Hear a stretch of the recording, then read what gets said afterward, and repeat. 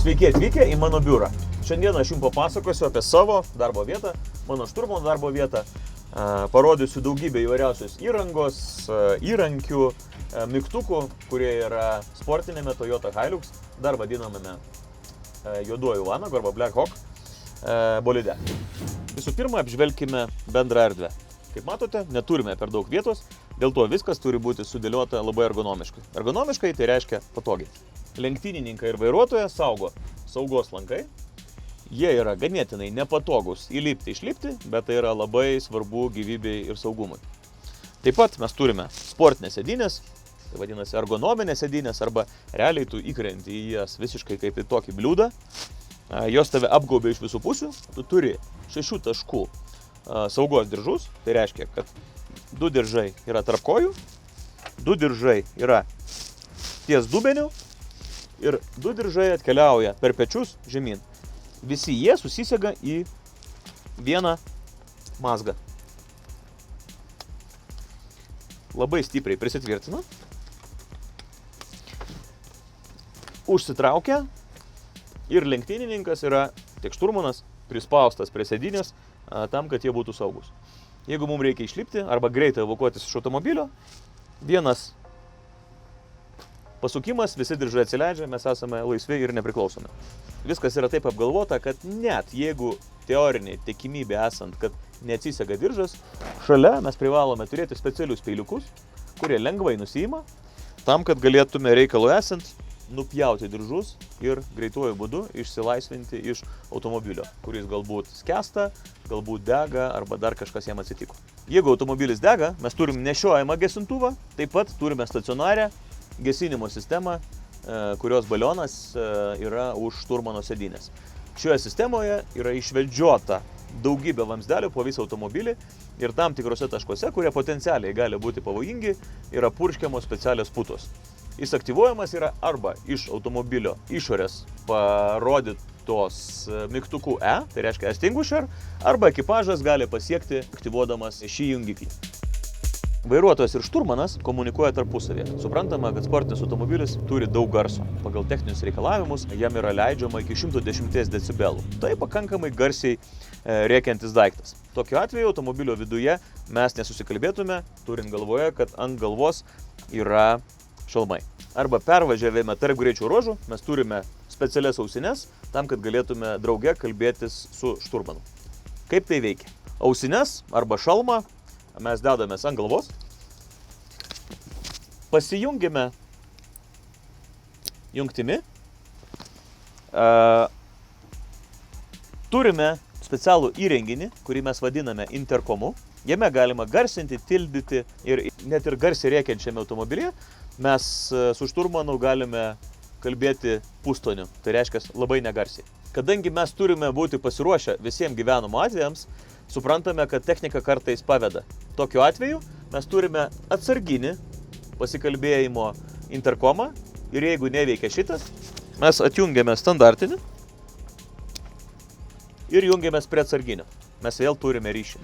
Kad pabaigti kalbą apie sėdynę ir mūsų sėdėseną, reikėtų pasakyti, kad tiek aš, tiek šturmanas mes turime 2 gertuves po 1,5 litro, kuriame vežamės vandenį arba specialų skystį atsigaivinti. Vadinasi, greičio ruožo metu, jeigu mes norime atsigaivinti, padarom štai tokį judesį. Čia yra kandiklis, jį prakandus atsiveria skylutę, pro jį mes įtraukiame vėsaus vandens. Taip pat mes su mano šturmanu turime gertuves ir joms numatytos specialios vietos tam, kad galėtume įsinešti, atsigerti į lauką, jeigu mums to reikėtų. Pereikime prie nesvarbiausių, bet svarbių lenktyninio automobilio atributų. Štai čia mes turime ortakius. Jais mes galime gauti orą iš išorės. Yra specialus liukas, kurį mes atidarome ir tokiu atveju oras keliauja mum į veidą arba kitur, kur mes jį galime nukreipti. Tiesą pasakysiu, tai yra tiesiog tos pačios temperatūros oras, koks jis yra lauke, nes jis patenka iš lauko į vidų. Taip pat mes turime 2 miniatiūrinius langelius, kurie atsidaro arba užsidaro paprastuoju būdu. Iš esmės, per juos irgi galima gauti tam tikrą santykinai nedidelį kiekį oro, arba šturmanas gali paduoti laiko kortelę arba gauti antspaudą, kai jam to reikia. Pereikime prie svarbiausių prietaisų. Vairas. Jį galima reguliuoti taip, kad vairuotojui būtų patogiausia įmanoma jį laikyti. Teisybės dėlei reikėtų pasakyti, kad vairas yra sukonstruotas taip, kad nelaimės atveju arba patogumo atveju jį galima labai greitai nusiimti ir padėti į šoną. Tokiu atveju tu turi greitesnį galimybę evakuotis iš automobilio arba veikti čia kažką daugiau. Sportinis vairas, kaip nuimamas, taip ir uždedamas labai greitai. Teisybės dėlei reikėtų pasakyti, kad ant sportinio vairo yra keletą mygtukų.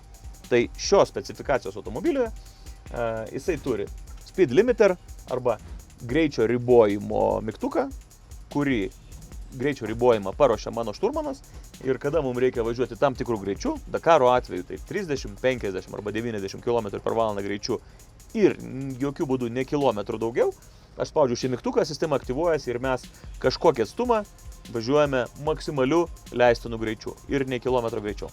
Ir tire pressure monitor, bet šiame automobilyje šitos funkcijos mes neturime. Kitaip tariant, mes negalime žinoti, kiek slėgio yra mūsų padangose. Ši sistema būtų labai svarbi ir reikalinga, bet jinai buvo šiek tiek per brangi ir mes šios opcijos neėmėm. Taip pat 2 labai svarbus įrankiai yra šios 2 svirtys. Kaip jūs manote, kam jos? Raudonoji yra rankinis stabdis.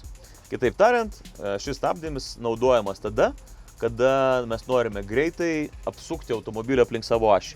Jisai blokuoja galinius ratus, naudojant tam tikrą greitį, aš suku vairą, užtraukiu rankinį stabdį ir mūsų automobilis apsisuka ir palengvina man įveikti posūkį. Paprastai tai yra daroma labai siaurose vietose, kur reikalingas tam tikras tikslumas. Kita svirtis yra bėgių perjungimo svirtis. Jinai jungiasi štai taip. Pirmąjį bėgį jungi į save ir visi kiti likę 2, 3, 4, 5, 6. Jeigu man reikia žemestis bėgius, 5, 4, 3, 2, neutralus ir atbulinis. Neutraliam ir atbuliniam, tam, kad nesugadinčiau automobilio ir greičių dėžės, aš turiu paspausti specialią svirtelę ir tik tada aktyvuoti atbulinės eigos pavarą. Pereikime prie specializuotos įrangos, kuri yra naudojama tik Dakare. Visų pirma, tai pagrindiniai kompiuteriai, su kuriais dirba šturmanas. Šitie 2 RTF monitoriai duoda visą reikalingą informaciją apie mūsų judėjimo kryptį, esamą vietą ir taip toliau. Iš esmės, čia galima matyti mūsų tikrąjį greitį, GPS-o rodmenimis. Čia galima matyti waypointus, apie kuriuos jūs tikrai dažnai girdite Dakaro metu. Jie atsidaro ir užsidaro tuomet, kai reikia, nes šturmanas iš esmės naudoja kelio knygą. Apie kelio knygą jūs galite sužinoti kitame mano YouTube video, pasiieškoję šiek tiek žemiau.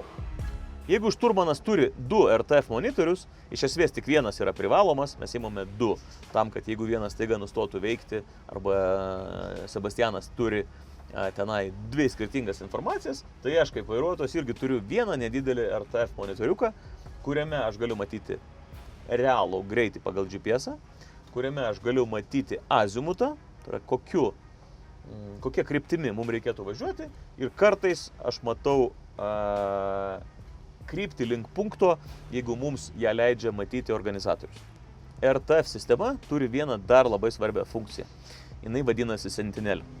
Jūs tikrai esate girdėję, kad Dakaro metu mes dažnai piktinamės, kad mes pasivėjame lenktynininką, duodame jam signalą, o jisai mūsų nepraleidžia. Nes pagal taisyklės, jeigu tu pasivėjai varžovą, vadinasi, tu esi greitesnis, tu jam turi pranešti apie savo priartėjimą. Jisai pradeda veikti turbūt apie porą šimtų metrų iki automobilio ir tuomet mūsų varžovas turėtų pasitraukti į šoną ir mus praleisti.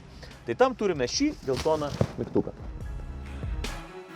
Taip pat Sentinel turi ir raudoną mygtuką. Raudonas mygtukas, įsivaizduokite, naudojamas kaip avarinio signalo ženklas. Kitaip tariant, jeigu mes sustojame trasoje, tai yra pavojinga vieta, mūsų gali nematyti kiti varžovai, mes paspaudžiame jį ir mūsų sistema siunčia signalą aplinkui ir artėjantis varžovai gauna signalą, kad žiūrėkit, dairykitės, kažkas netoliese stovi ir turi bėdų, greičiausiai yra nematomas. Dar vienas svarbus įrenginys yra Iritrack, štai čionai. Šio įrenginio pagalba palydoviniu ryšiu gali bendrauti su organizatorium arba išsikviesti pagalbą, jeigu tau jos reikia. Taip pat organizatorius gali atsiųsti kažkokią specialią informaciją štai čia esančiame mažame monitoriuje. Štai šiame nedidelėme dekle yra dar vienas saugumo įrenginys, jisai vadinasi balise. Balise yra paskutinė instancija, kitaip tariant, tai yra palydovinis signalas, aliarmo signalas, sakantis, žiūrėkit, mes tikrai turime bėdą, Iritrack sistema neveikia, gelbėkit mus, mums reikia pagalbos. Su šiuo įrenginiu mes įsiunčiame signalą ir organizatorius jį gauna ir siunčia mums pagalbą. Automobiliai, sraigtasparniais, kaip tik išeina. Dar viena šturmano pagalba yra štai šie du borto kompiuteriai. Liaudyje jie vadinami tripmasteriais, juose yra informacija tokia kaip kiek kilometrų tiksliai nuvažiuoja automobilis. Šturmanas gali koreguoti įvairias distancijas ir jisai pagal juos orientuojasi, kiek mes esame nuvažiavę nuo greičio ruožo starto, kiek mes važiuojame nuo vieno iki kito taško, kiek yra nuo vienos kliūties iki kitos. Iš esmės tai yra labai reikalingas kompiuteris. Tripmasteriai yra valdomi štai šiomis klaviatūromis. Taip pat šturmanas turi du mygtukus, kuriuos naudoja kojomis. Taip pat ant durų turi specialų įrenginį, kurio pagalba irgi gali kalibruoti štai šios įrenginius. Prie durų esančio tripmasterio distancinėme per vidurį esantis geltonas mygtukas yra signalo mygtukas. Signalą gali paspausti ne tik vairuotojas, bet ir šturmanas. Jeigu kalbame, ką šturmanas valdo kojomis, tai taip, jūs žinote, kad tai yra du tripmasterio mygtukai. Vienas mygtukas yra, nepatikėsite, bet valytuvų mygtukas. Kartais, kai įvažiuoji į upės brastą ir staiga tavo automobilį aplieja vanduo, vairuotojas gali neturėti laiko įjungti valytuvus. Tokiu atveju tą padaro šturmanas su koja. Nagi, pereikime turbūt prie įdomiausios dalies arba to, ko jūs laukiate labiausiai.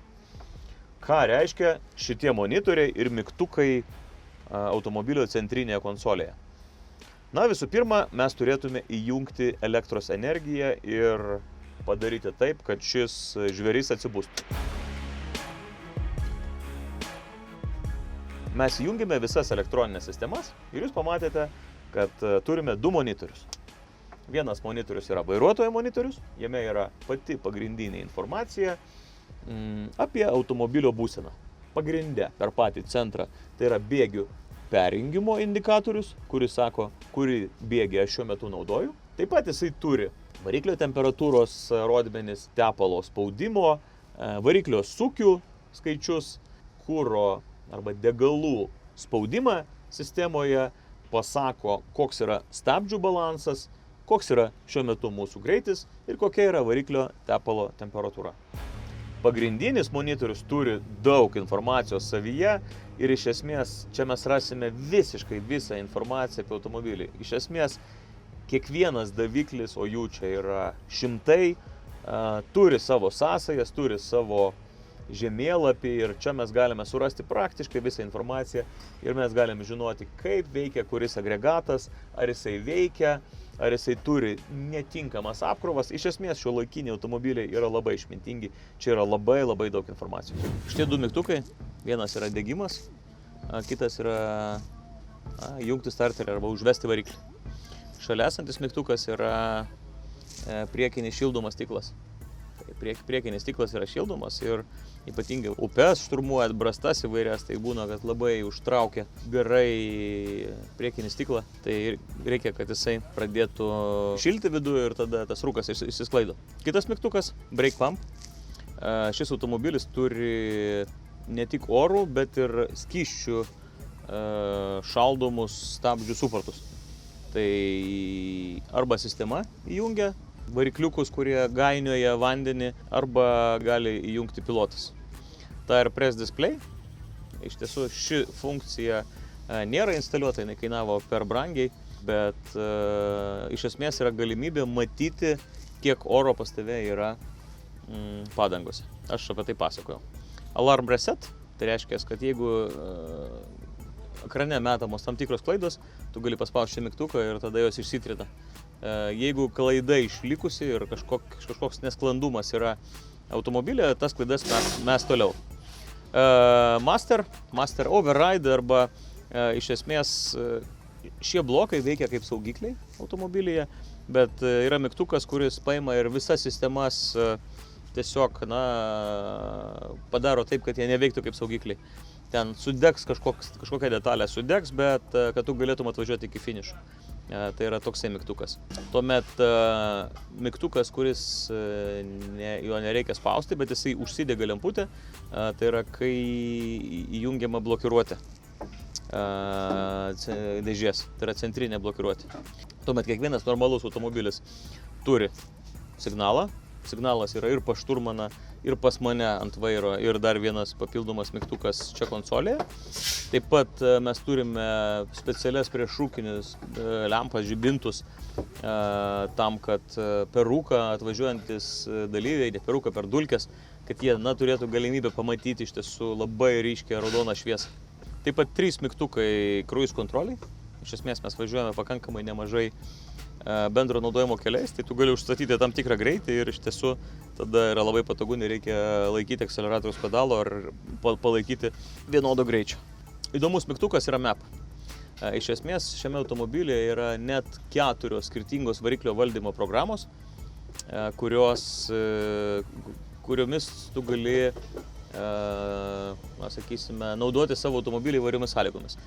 Kai tu užvedi automobilį standartiškai, jisai veikia su programa, kuri suprogramuota yra 98 benzinui. Čia Dakare mes važiuojam su Avgazu, su aviaciniais degalais specialiais.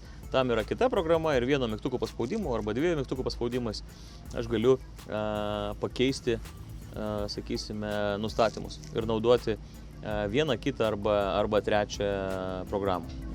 Šiame automobilyje yra labai daug įvairiausių radiatorių. Praktiškai kiekvienas skysčių tepamas arba aušinamas agregatas turi savo atskirą radiatorių. Jeigu turi radiatorių, natūralu turi ir ventiliatorių. Tai čia yra variklio tepalo ventiliatorius, kurį galiu įjungti, arba šturmanas gali įjungti priverstinai iš salono. Stabdžių aušinimo ventiliatoriai yra net ir tokie. Tada yra variklio radiatoriaus ventiliatoriai. Dar vienas įdomus mygtukas yra jack. Jack tai yra hidraulinės kojos, kuriomis mes galime vaduotis iš smėlio arba, pavyzdžiui, keisti automobilio ratus. Tokiu atveju kojos esančios po automobiliu gali pakelti vieną arba kitą automobilio pusę. Tokiu atveju, ką mes darome, mes aktyvuojame Jacks on ir tokiu atveju čia yra dešinės pusės hidraulinė koja, čia yra kairės pusės hidraulinė koja. Lygiai taip pat tokius pačius tumblerius aukštyn arba žemyn turime ir prie abiejų pusių vairuotojo ir šturmano durų. Jeigu netyčia mums reikėtų operuoti tomis hidraulinėmis kojomis stovint lauke.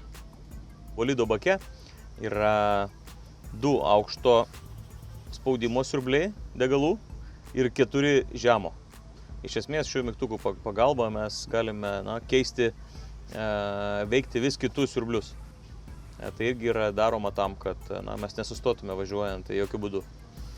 Vienas iš svarbiausių turbūt dalykų arba svarbiausių komforto reikalų tai yra salono ventiliatorius, kuris veikia drauge su kondicionieriu. Patikėkit, šitas duetas naudojamas turbūt labiausiai Dakaro metu. Taip pat mes turime 2 mygtukus, kuriais mes galime nustatyti maksimalų automobilio greitį.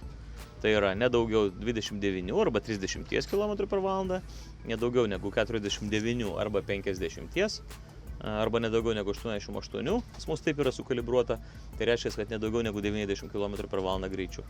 Kitų mygtukų šita sistema yra aktyvuojama. Taip pat automobilyje yra